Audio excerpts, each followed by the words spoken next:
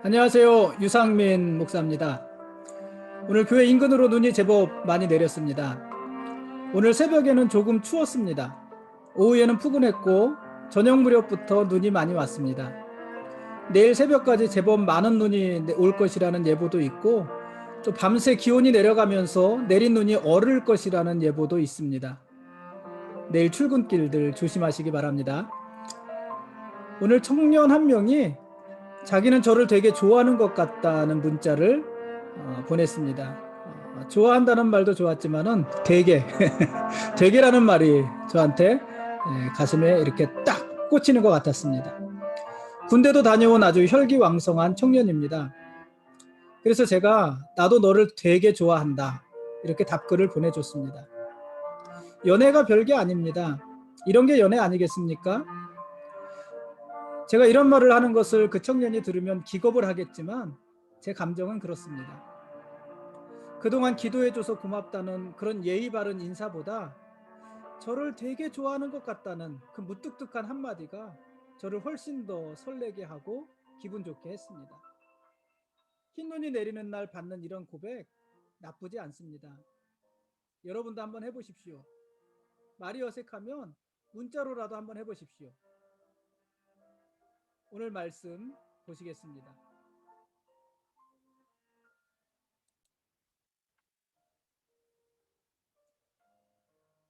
오늘 읽을 말씀은 레위기 6장과 7장 말씀입니다.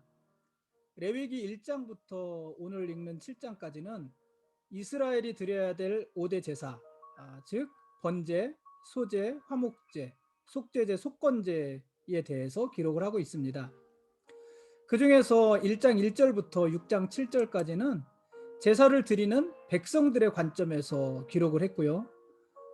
오늘 본 6장 8절 말씀부터 7장까지는 제사를 주관하는 제사장들의 입장에서 제사장들의 역할을 중심으로 그 제사 지침을 기록을 하고 있습니다. 제사장들은 속죄를 위한 제사가 언제든지 드려질 수 있도록 제단 위에 불을 꺼뜨리지 말아야 됐습니다. 이에 대해서 레위기 6장 9절, 12절, 13절에서 반복해서 말을 하고 있습니다. 제사장들은 제단 위에 불이 밤새도록 타오르게 해야 되고 아침에는 재를 치우고 새 나무를 넣어서 아침 저녁으로 제사를 드릴 수 있게 해야 합니다. 제단 위에서 꺼지지 않는 불, 이 불은 하나님이 항상 그곳에 임재해 계시다는 상징이었습니다. 이스라엘은 제단 위에서 꺼지지 않고 타오르는 불을 보면서 그곳에 임재해 계시는 하나님을 알 수 있었습니다. 출애굽기 29장 42절 말씀대로 하나님은 제단 위에서 이스라엘을 만나 주실 것이기 때문입니다. 그러니까 생각해 보면은 출애굽한 이스라엘의 사방에 하나님의 임재를 상징하는 것들이 굉장히 많이 있었습니다. 구름 기둥과 불 기둥이 40년 내내 그들을 떠나지 않았죠. 시내산 꼭대기에 하나님의 임재가 아주 강력하게 임했지요. 또 성막 전체에 하나님이 임재해 계시죠. 또 제단 위에 불이 꺼지지 않으므로 그곳에 하나님이 임재해 계시다는 것을 보여주셨죠. 또 그곳에서 내가 너희를 만나겠다 이렇게 말씀해 주셨죠. 그러니까 하나님이 이스라엘과 함께하고 계시다는 그 상징적인 증거들, 이런 것들이 굉장히 많이 있습니다. 그러니까 눈만 돌리면은 하나님이 보이는 것입니다. 이 제단 위에 꺼지지 않는 불도 그런 의미입니다. 그래서 제사장들은 그 불을 꺼뜨리면은 안 돼요. 불이 꺼지면은 하나님이 임재해 계시다는 그 상징이 없어지는 거잖아요. 다른 말로 말을 하면은 하나님이 떠났다 이렇게 볼 수 있는 거잖아요. 그래서 제사장은 그 불을 꺼뜨리면은 안 되었습니다. 오늘날은 예수 믿는 우리 모두를 택하신 족속이요 왕 같은 제사장들이라고 합니다. 그러므로 오늘 우리의 가장 중요한 역할도 우리들 속에서 하나님의 임재의 불이 꺼지지 않게 하는 것입니다. 우리들 안에 항상 하나님이 계시고 우리가 항상 하나님 안에 거하게 해야 합니다.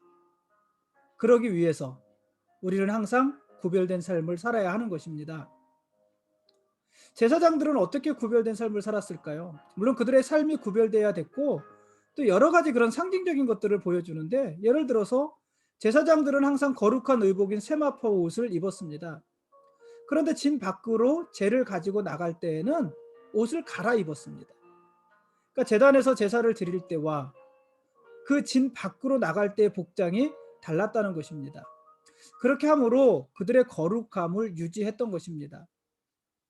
제사장들은 소제물의 일부를 먹을 때에도 누룩을 넣지 않고 또 거룩한 곳에서 먹어야 했습니다. 그렇게 함으로 제사장들은 자기들의 거룩함을 구별했던 것입니다.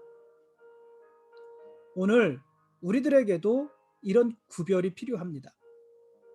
우리는 각자 보기에 좋은 대로 세상의 유행을 따르면서 사는 사람들이 아닙니다.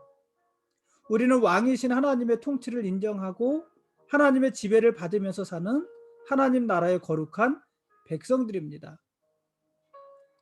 그래서 오늘 우리는 택하신 족속들이고 왕 같은 제사장들입니다. 여러분, 우리는요, 이 사실을 잊지 않고 항상 기억하고 있어야 됩니다. 그리고 거기에 맞는 삶을 살아야 합니다.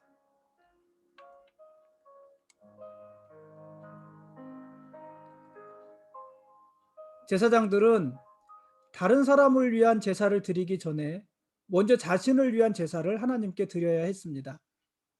하나님과의 화목을 이루지 못한 제사장은 다른 사람을 위한 제사장의 직무를 수행할 수 없기 때문입니다.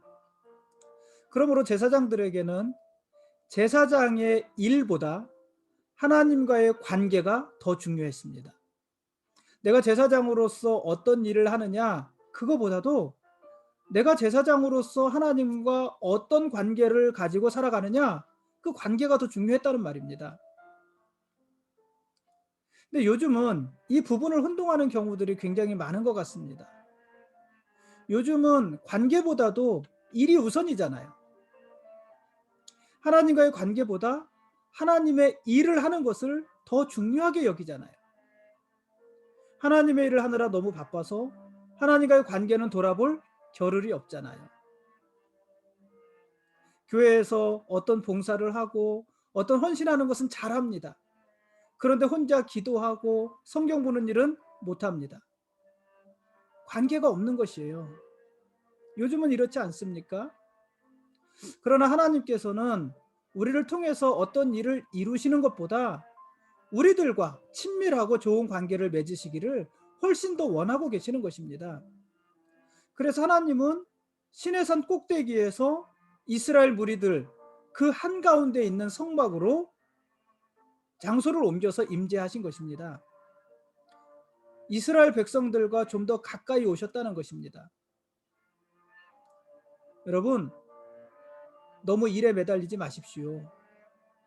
일보다 중요한 것이 관계입니다. 우리가 너무 바빠서 하나님의 말씀을 읽고 묵상할 시간도 없고, 우리가 너무 바쁘고 피곤해서 하나님 앞에 잠시 기도할 시간도 낼 수 없고 기도의 자리에 나올 수도 없다면, 여러분, 그것은 우리가 하나님의 일을 하고 있는 것이 아닙니다. 하나님이 원하시는 일을 하고 있는 것이 아닙니다.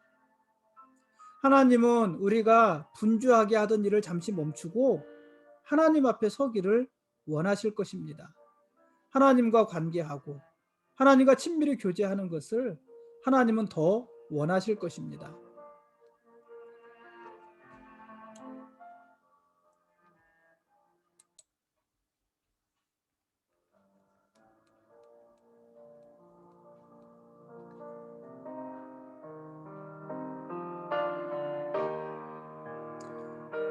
지금까지 레위기 6장과 7장 말씀에 대한 길라잡이였습니다.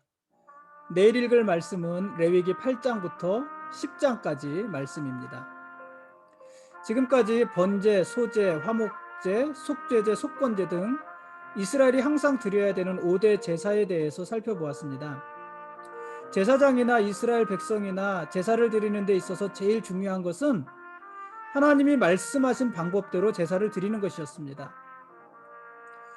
구약의 이스라엘 문화에 익숙하지 못한 우리들에게 이 5대 제사를 드리는 방법은 너무 복잡하고 어렵습니다. 제사의 방법과 절차를 하나하나 다 기억하는 것도 쉽지 않습니다. 여러분, 우리만 그랬을까요? 제사를 처음 드리는 이스라엘도 비슷했을 것입니다. 그러나 방법과 절차가 복잡하고 어렵다고 해서 자기들 마음대로 편한 대로 제사를 드릴 수는 없습니다. 하나님이 말씀하신 방법 그대로 제사를 드려야만 합니다. 이 제사에 있어서 제일 중요한 것이 이거예요. 하나님이 말씀하신 대로 드린다. 하나님이 정해주신 방법대로 드린다. 이게 제일 중요한 것입니다. 그러면 오늘 우리가 하나님께 드리는 예배는 어떨까요? 오늘 우리는 어떤 방법과 절차를 거쳐서 하나님을 예배하고 있을까요? 오늘 우리는 예배의 방법과 절차가 까다롭고 시간 배정과 순서들이 마음에 들지 않더라도 약속된 방법대로 예배를 드려야 될까요? 아니면 우리들의 사정과 형편에 따라서 탄력적으로 예배를 드려도 되는 것일까요? 여러분 어떻게 생각하십니까? 사실 이 문제는 쉽지 않습니다. 그런데 지금 오늘날 요즘 우리는 조금 더 보수적인 방법으로 예배를 드려야 되지 않을까 하는 것이 제 생각입니다. 특히 요즘처럼 예배당에 모이는 일조차 쉽지 않은 때에는 더욱 그렇습니다. 온라인 예배가 일상이 되어진 지금 여러분은 어떻게 예배를 드리고 계십니까? 대부분 집에서 예배를 드리는데 집이야말로 우리들에게 가장 편한 곳이잖아요. 무장해제되는 곳이잖아요. 여러분 그렇게 편안한 집에서 완전히 무장해제가 되어진 그런 편안한 공간인 집에서 여러분은 어떻게 예배를 드리고 계십니까? 교회에 와서 예배를 드리는 것만큼 시간을 들여서 준비하고 절제되고 정성스러운 모습으로 예배를 드리고 계십니까? 예배 드리는 여러분의 복장은 어떻습니까? 헌금은 어떻게 하고 계시나요? 이런 부분들에 대해서 지금은 우리가 조금 더 보수적으로 생각할 필요가 있습니다. 왜냐하면 지금은 많은 절차와 방식들이 무너지고 있기 때문에 그렇습니다. 구약의 이스라엘이 하나님이 정해주신 방법대로 제사를 드렸던 것처럼 오늘 우리도 우리의 형편에 맞는 예배가 아니라 정해진 그리고 약속되어진 절차를 따라서 온전히 하나님께 드려지는 예배, 그런 예배를 드려야 될 필요가 있습니다. 그래서 구약 이스라엘이 제사를 드리는 데 있어서 제일 중요한 것이 하나님이 말씀하신 대로 드리는 것인 것처럼 오늘 우리 예배도 우리에게 편리한 방법이 아니라 하나님께서 원하시는 방법, 하나님이 정해주신 방법, 그렇게 믿고 우리가 약속한 절차 그대로 예배를 드리는 것, 그것이 오늘 우리에게 중요한 것이 아닐까, 특히 요즘 같은 시대에 중요한 것이 아닐까, 그런 생각을 해봅니다. 고맙습니다.